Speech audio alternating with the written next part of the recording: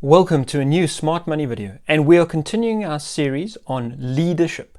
Today we're looking at how to lead the individual, part 2. If you haven't checked out part 1 on leading individuals or leading the individual, I will put a link at the end of the video where you can jump and see that one. Now this series is built off a number of books that I've read, literally into the hundreds of books and book summaries, as well as personal experience of leading teams for over 20 years.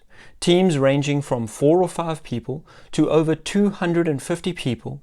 If you like videos on business, personal growth, or finances, please consider subscribing to the channel. So last video we looked at 3 important skills. Today we're going to look at another 2 skills that you need as a leader in order to lead the individual. There are of course many more skills, and if you can think of one, please leave a comment down below on what skill you find essential for leading the individual. We're going to go on later in the series to look at leading groups as well as self-leadership. The first skill we're going to look at today is empathy.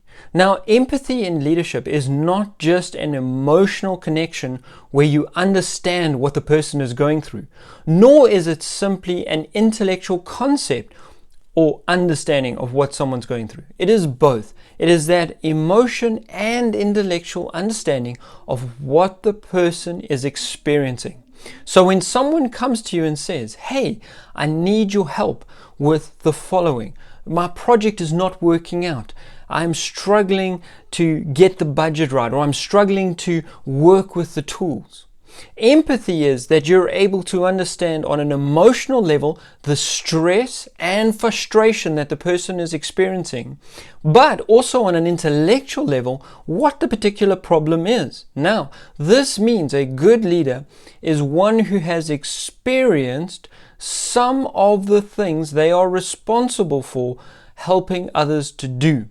Leadership is not just about sitting up in an ivory tower. In fact, it's not at all about sitting up in an ivory tower. It is about really being able to guide and encourage and inspire others to move towards the right outcome for them and for the business. This means empathy allows you to come alongside them, to coach them through the emotions, and intellectually either help them with the information that they're missing or know where they can go to get that information. Who in the business is the right person that can help them? A key part to empathy is again the asking of questions. If you've listened to some videos on this channel, you know I'm big on questions. Find out where someone is at. Ask them. Find out, what are you experiencing? How does this frustrate you? What do you feel you're missing out? So that you can understand and empathize with them. Are they struggling in their career overall? That's going to be very different from struggling with a specific problem. Questions are what's going to help you to figure that out. Often people will come in to a leader into your office and say, hey, I'm really struggling. I'm so frustrated. I'm upset. And there's a lot of emotion. And you need to help them unpack that to find what is at the root. Because there might be several things that they share with you that are not yet the problem. The next skill is feedback. And if you are enjoying this video so far, please do hit that like button, as it really does help the channel out. It'll help the channel grow. It'll help get this video into more people's hands. So please do hit that like button and help the channel out. Now, feedback. Feedback is a critical element on leading other people. If we are good at giving feedback, we will be able to inspire them. We will be able to show them where their shortcomings are, but do it in such a way as to create a vision and a forward-looking, better future for them if they conquer that particular problem or lack in their life. Poor feedback leaves someone feeling condemned, inadequate, and unable to achieve. Therefore, when we give feedback, we need to be specific. We need to be able to say, when you worked on this particular project and you did A, B, C. A and B were really great, but I would really appreciate if you didn't do C again.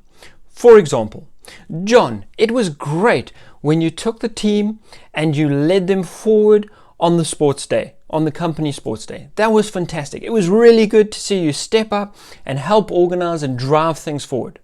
However, when Mary messed up and scored an own goal, the way you really berailed her and spoke down to her was unnecessary. It is a company sports day. It was for team building and for fun, which means that at the end of the day, one should not be taking it too seriously. And so next time, rather just defuse the situation and refocus the team on doing what is required. And now we remember, what is the goal of feedback? The goal of feedback is to help someone grow. We really want to ensure that they grow and become better at their particular job, better in certain skills, better in some way.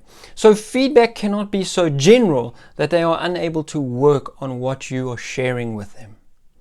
Now, here is a helpful tip. When you are giving feedback, ask questions. Ask questions and listen to how the person answers. That way you will start to understand, have they understood what I'm communicating? Have I managed to communicate in a clear and precise way that enables them towards a better future state? Or have I communicated poorly, or have they perhaps not listened? But by asking them questions and interacting in the feedback session, you are then able to ascertain whether they have in fact understood and whether you are in agreement and are able to move forward on this and set some goals. As a manager or as a leader, you should set goals with your people, especially around feedback.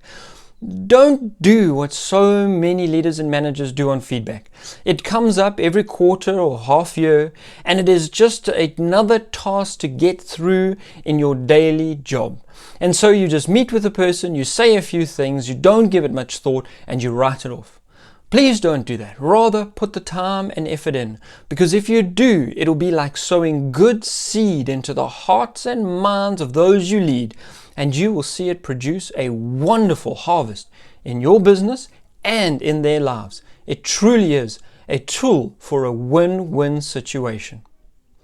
Well, I hope that you have enjoyed the video today.